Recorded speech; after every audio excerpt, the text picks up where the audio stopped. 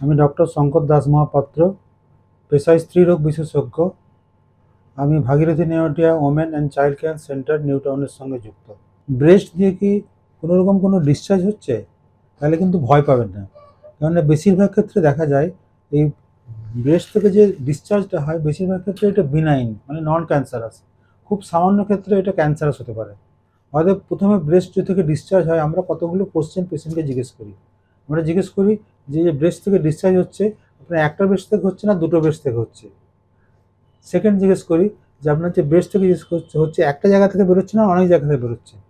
3 নম্বর question জিজ্ঞেস করছি breast থেকে যে ডিসচার্জটা হচ্ছে এটা কালারটা কীরকম, এটা হচ্ছে মিল্কি টাইপের বা জলীয় টাইপের ওয়াটারি, অথবা এটা রেডিশ ডিসচার্জ হচ্ছে। যদি রেডিশ ডিসচার্জ হয় তাহলে ভাবতে হবে কোনো ক্যান্সারের সম্ভাবনা থাকলেও থাকতে পারে, আবার না থাকারও সম্ভাবনা আছে।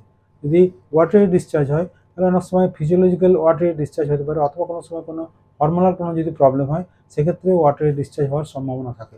সেক্ষেত্রে আমরা বলি হাইপার প্রোল্যাক্টিনিমিয়া একটা বলে একটা হরমোনাল ডিস্টার্বেন্স থাকে, যাতে আপনার পিটিউটারি গ্ল্যান্ডের একটা প্রবলেম হয়, যাতে প্রোল্যাক্টিন লেভেলটা রক্তে বেড়ে যায়, বেড়ে গেলে কিন্তু ব্রেস্ট দিয়ে ডিসচার্জ হতে পারে। সেক্ষেত্রে কিন্তু আপনি ওষুধ দিলে নর্মালি ঠিক হয়ে যাবেন। ব্রেস্ট দিয়ে ডিসচার্জ হলে আপনাকে কী করতে হবে, ব্রেস্টটাকে আপনাকে টাইট ব্রেসিয়ার করতে হবে, আপনাকে ব্রেস্টটা বেশি হ্যান্ডলিং করলে চলবে না। আর যদি দেখা যায় যে আপনার কোনো রকম মনে হয় যে আপনার কোনো ক্যান্সারের সম্ভাবনা থাকে, তাহলে সেক্ষেত্রে আমরা কী করি, আমরা ব্রেস্টের একটা হাই রেজলিউশন সোনোগ্রাফি করি, এবং এই যে ব্রেস্টের ডিসচার্জটা এটাকে আমরা ভালো করে প্যাপ স্টেন বা ওখানে কোনো ক্যান্সার সেল আছে কিনা সেটা টেস্ট করে দেখি। এবং আপনি একদমই ভয় পাবেন না, খুব কম ক্ষেত্রেই ব্রেস্ট ডিসচার্জ থেকে ক্যান্সারের সম্ভাবনা হয়।